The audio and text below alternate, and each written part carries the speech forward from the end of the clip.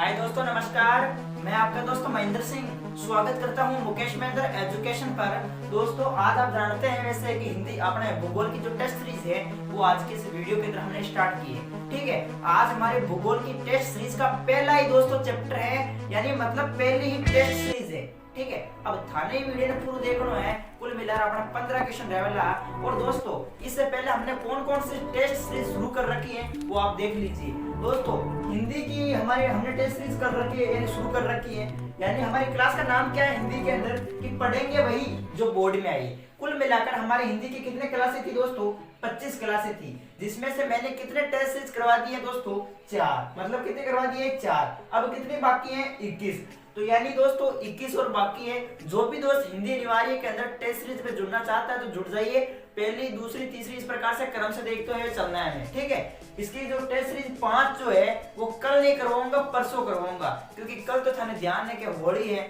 ठीक है, तो कल तो अपन देखो क्या है कि अपने मौसी जी के, मामा जी के पास जाएंगे, तो कल तो टाइम नहीं मिलेगा। ठीक है, तो परसों आएगी क्लास। और इतिहास में है सफलता ही अपनी पहचान है। जिस भी दोस्त के इतिहास जो है सब्जेक्ट है, तो इतिहास की हमने शुरू कर रखी है टेस्ट सीरीज। कुल जो क्लासें होगी वो 10 होगी।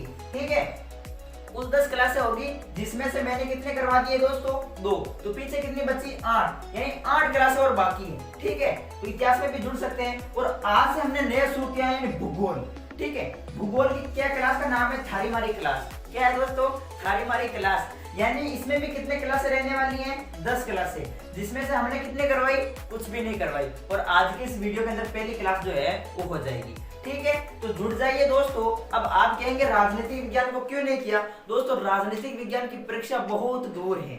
और दोस्तों, सब परीक्षा यानी ये प्रमुख परीक्षा यानी हिंदी, इतिहास, भूगोल, इंग्लिश, इनके हो जाने के बाद पीछे राजनीतिक विज्ञान बचेगी। उसमें 10 दिन का गैप आएगा, तो 10 दिन के अंदर सटा दूंगा पूरी राजनीतिक विज्ञान को। टेंशन लेने की जरूरत नहीं है, सिर्फ इन्हीं विषयों पर फोकस करना है आपको। ठीक है, अगर परसेंटेज अच्छी बढ़ानी है तो यानी ये प्रमुख है दोस्तों टेस्ट सीरीज। तो आज हमारी भूगोल की रहने वाली है। जो भी दोस्त जुड़ना चाहते हैं तो मेरे क्रम से वीडियो डाल रखे हैं, उनको अच्छे से नोट कर ले। प्लेलिस्ट में आपको मिल जाएंगे सभी वीडियो। और चैनल को सब्सक्राइब जरूर करना है, कमेंट करके जरूर बताना कि आज का वीडियो कैसा लगा। ठीक है, हम चलते हैं अपने मोबाइल की स्क्रीन पर, क्योंकि आज दोस्तों यानी पहला ही दिन है, तो मोबाइल की स्क्रीन पर ही कराएंगे, फिर बोर्ड पर क्लास लाएंगे। ठीक है, तो दोस्तों आगे हम स्क्रीन पर आप देख सकते हैं कक्षा 12 भूगोल की जो बोर्ड परीक्षा है, टेस्ट सीरीज नंबर 1 है हमारी। और कुल मिलाकर 10 जो है वो टेस्ट सीरीज चलेगी। और देख सकते हैं एमसीक्यू क्वेश्चन बताने जा रहे हैं आज की इस वीडियो के अंदर, जो कि बोर्ड परीक्षा 2022 के लिए वेरी इंपॉर्टेंट क्वेश्चन है दोस्तों। ठीक है, नहीं देखो दोस्तों, जो भी दोस्त अभी टेस्ट सीरीज के अंदर नहीं जुड़े हैं तो वो जल्दी से टेस्ट सीरीज को ज्वाइन कर लीजिए। पहला जो क्वेश्चन दे रखा है वो दे रखा है कि प्रतिकूल लिंग अनुपात तथा अनुकूल लिंग अनुपात में अंतर बताओ। दोस्तों, आ सकता है कि प्रतिकूल लिंग अनुपात और अनुकूल लिंग अनुपात में अंतर क्या है? तो प्रतिकूल लिंग अनुपात, जिन देशों में पुरुषों की तुलना में स्त्रियों की संख्या कम है, तो वहां पर दोस्तों कौन सा लिंग अनुपात होगा? प्रतिकूल। ठीक है, वहां पर यानी स्त्रियों के लिए प्रतिकूल परिस्थितियां होगी, जैसे स्त्री भ्रूण हत्या है, यानी कन्या भ्रूण हत्या है, घरेलू हिंसा है।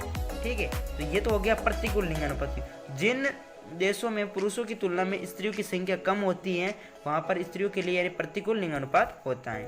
अनुकूल लिंग अनुपात क्या होता है? जिन देशों में पुरुषों की तुलना में स्त्रियों की संख्या अधिक होती है, वहां स्त्रियों के लिए निश्चित रूप से अनुकूल स्थिति है, जैसे घरेलू हिंसा का ना होना, शिशु हत्या का ना होना। तो ये हो गया अनुकूल लिंग अनुपात। ठीक है, इसमें क्या होता है कि पुरुषों की तुलना में स्त्रियों की संख्या क्या होती है? अधिक होती है। ठीक है, तो ये अनुकूल लिंग अनुपात है। और ऊपरला वाला जो है वो ये हो गया प्रतिकूल लिंग अनुपात। ठीक, तो यानी ये आप नोट कर सकते हैं, इंपॉर्टेंट है दोस्तों, आ सकता है। तो इस क्वेश्चन को आपको अच्छे से नोट करना है। आगे बात करते हैं। आगे जो दे रखा है वो दे रखा है दूसरा क्वेश्चन। देखो, आपको स्पष्ट तरीके से नजर नहीं आ रहा होगा। जैसे ये प्रमुख दे रखा है कि निम्न पर टिप्पणी लिखिए। क्या लिखिए दोस्तों? निम्न पर टिप्पणी लिखिए। जैसे पर्यटन नगर है गया, ये पर्यटन नगर है। ठीक है, दूसरा शैक्षिक नगर है, तीसरा धार्मिक नगर है, और चौथा छावनी नगर है। इन पर आपको टिप्पणी लिखनी है। जैसे हमने लिखा है सबसे पहले पर्यटन नगर पर, तो पर्यटन नगर, ये नगर पर्यटन के लिए प्रसिद्ध होते हैं और लोग यहाँ पर घूमने के लिए आते हैं। जैसे नैनीताल हुआ, शिमला हुआ, मंसूरी, जोधपुर, जैसलमेर, ये आदि। तो आपको यानी इस प्रकार से भी पूछा जा सकता है कि 2 पर्यटन नगरों के उदाहरण बताओ, तो आपको ये लिखने हैं। इसी प्रकार शैक्षिक नगर, ये ऐसे नगर होते हैं जो शिक्षा के केंद्रों के लिए प्रसिद्ध होते हैं, जैसे नई दिल्ली हो गई। ठीक है, रुड़की है, अलीगढ़ है आदि। ठीक है, तो ये आप नोट कर सकते हैं, अलीगढ़ उत्तर प्रदेश के अंदर है। तो ये इसी प्रकार हमें आगे दे रखा है वो है धार्मिक नगर। ऐसे नगर जो धार्मिक महत्व के लिए प्रसिद्ध है, जैसे हरिद्वार और वाराणसी, ये धार्मिक महत्व के लिए प्रसिद्ध है। ठीक है, तो ये प्रमुख उदाहरण है। छावनी नगर, ऐसे नगर जो गैरीसन नगर के नाम से जाने जाते हैं, यानी छावनी नगर का दूसरा नाम है गैरीसन नगर। ठीक है, गैरीसन नगर किसे कहते हैं दोस्तों? छावनी नगर को। और ध्यान रखना, ऐसे भी आ सकता है कि गैरीसन नगर किसे कहा जाता है, तो छावनी नगर। प्रमुख उदाहरण देवे तो अंबाला है, जालंधर है। ठीक है, अंबाला और जालंधर ये प्रमुख इसका उदाहरण है। तो यानी ये प्रमुख आप इस प्रकार से देखो टिप्पणी में पूछा जा सकता है, तो ये क्वेश्चन आप नोट कर सकते हैं, इंपॉर्टेंट है। इसके बाद हम आगे देखते हैं, तो आगे दे रखा है कि जल संरक्षण प्रबंधन के 3 सिद्धांत बताओ। तो देखो जल संरक्षण प्रबंधन के 3 सिद्धांत क्या है। सबसे पहला दे रखा है कि जल की उपलब्धता क्या करना, बनाए रखना, और जल को प्रदूषित होने से बचाना, और संदूषित जल को स्वच्छ करके उसका पुनर्चक्रण करना। यानी ये दोस्तों जल संरक्षण प्रबंधन के ये 3 प्रमुख सिद्धांत हैं। ठीक है, तो ये आप नोट कर सकते हैं, इंपॉर्टेंट क्वेश्चन है, तो ये प्रमुख नोट कर लीजिए। और आगे बात करते हैं, तो आगे दोस्तों क्या है, आगे दे रखा है कि भारत में मुख्य रूप से खनिजों की कितनी पेटियां हैं। ठीक है, खनिजों को कितनी पेटियां में पाई जाती है, भारत में मुख्य रूप से खनिजों की कितनी पेटियां पाई जाती है, नाम बताओ। तो यानी भारत में प्रमुख खनिजों की मुख्य पेटियां पाई जाती है 3 पेटियां। ठीक है, अब कौन कौन सी पाई जाती है वो आप देख सकते हैं कि भारत में मुख्य रूप से खनिजों की 3 पेटियां पाई जाती है, जैसे उत्तर पूर्वी पठारी प्रदेश हो गया, दक्षिणी पश्चिमी पठारी प्रदेश हो गया, उत्तर पश्चिमी प्रदेश हो गया। ठीक है, तो ये प्रमुख आप नोट कर सकते हैं। इसके बाद 5वां क्वेश्चन दे रखा कि विनिर्माण उद्योग किसे कहते हैं। तो विनिर्माण उद्योग ऐसा उद्योग यानी प्रकृति प्रदत्त पदार्थों से मानव उपयोगी वस्तुओं का निर्माण करना। ठीक है, उसे निर्माण उद्योग कहते हैं या निर्माण उद्योग कहलाता है। जो भी जैसे प्रकृति प्रदत्त, जैसे कोई प्रकृति प्रदत्त जैसे मतलब कोई गन्ना हो गया। ठीक है, तो गन्ने से हम यानी एक तरीके से मानव उपयोगी वस्तुओं में बदल रहे हैं, जैसे गन्ने से हम चीनी बना रहे हैं। तो यानी ये प्रमुख आप उदाहरण लिख सकते हैं, जैसे ये प्रमुख उदाहरण दे रखा है, जैसे गन्ने से चीनी बनाना। ठीक है, गन्ने से चीनी बनाना, तो ये नोट कर सकते हैं, गन्ने से चीनी बनाना। इसके बाद जो आगे दे रखा है वो दे रखा कि सेल की स्थापना कब हुई। सेल की जो स्थापना है वो कब हुई, तो सेल की स्थापना हुई थी दोस्तों स्टील अथॉरिटी ऑफ इंडिया, इसका पूरा नाम है। ठीक है, अभी लिखते हैं यहाँ पर SAIL, इस प्रकार से है ना, सेल यानी स्टील अथॉरिटी ऑफ इंडिया। तो यानी सेल का पूरा नाम है। सेल की स्थापना कब हुई दोस्तों? 1973 में हुई थी। कब हुई थी दोस्तों? 1973 में, ये आपको ध्यान रखना है। इसके बाद आगे जो 7वां क्वेश्चन दे रखा है वो दे रखा है कि 1947 तक भारत में कितनी सूती वस्त्र मिल थी। तो 1947 तक भारत में दोस्तों सूती वस्त्र मिल थी 447। कितनी थी दोस्तों? 417। ठीक है, 1947 तक भारत में 417 मिल थी, जिनकी वर्तमान में संख्या देखें तो 2000 से भी अधिक थी। ठीक है, वर्तमान में संख्या 2000 से भी अधिक है। तो यानी ये प्रमुख आपको नोट करने हैं। और वैसे सूती वस्त्र मिल जो है 1854 में कमाजी डाबर द्वारा मुंबई में स्थापित हुई। ठीक है, सूती वस्त्र पहली सूती वस्त्र मिल, तो ये नोट कर लीजिए। फिर हम आगे देखते हैं, 8वां क्वेश्चन दे रखा है कि सूती उद्योग की समस्याएं बताइए। यानी सूती उद्योग की क्या क्या प्रमुख समस्याएं हैं दोस्तों पूछी जा सकती हैं। तो यानी प्रमुख समस्या आप नोट कर सकते हैं कि भारत में कपास के रेशे लंबे नहीं होते, इसलिए कपास बाहर से आयात करना पड़ता है। ठीक है, जो भारतीय जो कपास है ये जो रेशे है वो लंबे नहीं होते, इसलिए कपास जो है वो बाहर से आयात करना पड़ता है। आपको मालूम होगा कि अमेरिकन एक कपास है नरमा। ठीक है, नरमा की पैदावार बहुत ही अच्छी होती है अमेरिका के अंदर। नरमा जो है वो लंबे महीन रेशे वाली अमेरिकन कपास है। और तो ये प्रमुख आप नोट कर सकते हैं कि भारत में कपास के रेशे लंबे नहीं होते, इसलिए कपास बाहर से आयात करना पड़ता है। ये प्रमुख सूती वस्त्र उद्योग की समस्या ये हैं। दूसरे आप लिख सकते हैं कि ये कार्य अभी भी पुरानी मशीनों से किए जाते हैं और हथकरघा से अधिक उत्पादन नहीं हो पाता है। यानी हम हाथ से तो इतना अधिक उत्पादन नहीं कर पाते हैं। ठीक है, हथकरघा से अधिक उत्पादन नहीं हो पाता है। तो ये प्रमुख आप देखो 2-3 विशेषताएं आपको लिखनी है सूती वस्त्र उद्योग की समस्या ये जो है वो आपको लिख देनी है इस प्रकार से। ठीक है, आगे जो 9वां क्वेश्चन दे रखा है वो दे रखा है कि भू संसाधनों का क्या महत्व है। तो देखो भू संसाधनों का महत्व है, देखिए किसानों के लिए इसका महत्व है। ठीक है, भू संसाधनों का जो महत्व है, जैसे किसानों के लिए इसका महत्व है।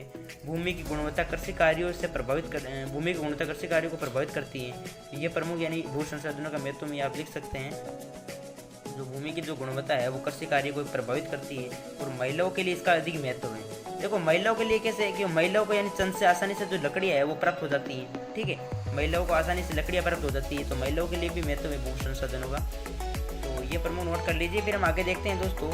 ठीक है, आगे दे रखा चौथा है कि भूमिहीनता को गरीबी का सूचक माना जाता है। तो यानी ये प्रमुख दोस्तों भू संसाधनों का महत्व है। तो ये 4 पॉइंट आप लिख सकते हैं। आगे हमारा 10वां क्वेश्चन दे रखा है कि भूगोल में उत्तर आधुनिकवाद का उदय कब हुआ। तो भूगोल में उत्तर आधुनिकवाद का जो उदय हुआ था वो हुआ था 1990 में। ठीक है, 1990 के दशक में हुआ था, तो ये नोट कर लीजिए। फिर अगला 11वां क्वेश्चन है कि नाइजीरिया का आयु लिंग पिरामिड का आकार कैसा है। तो नाइजीरिया का आयु लिंग पिरामिड का आकार दोस्तों त्रिभुजाकार है। ठीक है, कैसा है दोस्तों, त्रिभुजाकार है। किसने कहा था कि लोगों की संख्या खाद्य आपूर्ति की अपेक्षा अधिक तेजी से बढ़ेगी। तो ये मार्क्स ने कहा था, मार्क्स। ठीक है, ये नोट कर लीजिए। 13वां क्वेश्चन दे रखा है कि जनसंख्या पिरामिड का प्रयोग किया जाता है। तो जनसंख्या पिरामिड का जो प्रयोग है वो आयु लिंग तथा संरचना को दर्शाने के लिए किया जाता है। ठीक है। 14वां क्वेश्चन है कि संयुक्त अरब अमीरात के लिंगानुपात को निम्न किसने किया है। तो ये किया था निम्न दोस्तों, वैसे आपने मालूम होगा कि संयुक्त अरब अमीरात के लिंगानुपात को निम्न किया था पुरुष कार्यशील जनसंख्या के चयनित प्रवास के कारण, यानी एक तरीके से लिंगानुपात जो है वो निम्न हो गया है। ठीक, और सर्वाधिक लिंगानुपात लाटविया का है और संयुक्त अरब अमीरात का लिंगानुपात बिल्कुल निम्न है। तो ये किसने किया था, पुरुष कार्यशील जनसंख्या के चयनित प्रवास के कारण जो है वो निम्न हुआ है। कटंगा जाम्बिया क्षेत्र किसके लिए प्रसिद्ध है। तो कटंगा जाम्बिया क्षेत्र दोस्तों तांबा के लिए प्रसिद्ध है।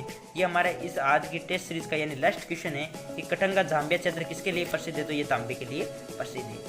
तो दोस्तों ठीक है, कुल मिलाकर दोस्तों आज हमने 15 क्वेश्चन देखे हैं और इन क्वेश्चन को आपको अच्छे से नोट करने हैं। और वैसे ध्यान रखना है कल होली है, तो क्या पता कल मैं एक वीडियो ला सकता हूँ।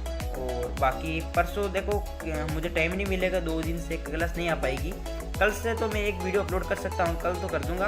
और बाकी परसों नहीं आएगा, परसों यानी मोबाइल मेरे पास नहीं रहेगा। ठीक है, यानी भैया का जो मोबाइल है वो ख़राब हो चुका है, तो क्या पता अपना मोबाइल ले जाए, तो मोबाइल मेरे पास नहीं रहेगा। तो इसी से मैं आप सभी से निवेदन करना चाहता हूँ कि भाई कोई भी देख रहे हैं, सभी देख रहे हैं तो मैसेज ना करें व्हाट्सएप पर, और कोई भी दोस्त कॉल ना करे। ठीक है, कल और परसों ये 2 दिन के अंदर कोई कॉल ना करे, फिर बाद में क्लास जो है वो रेगुलर आ जाएगी। ठीक है, तो आज का वीडियो कैसा लगा ये सभी कमेंट बॉक्स में सभी को बताना है।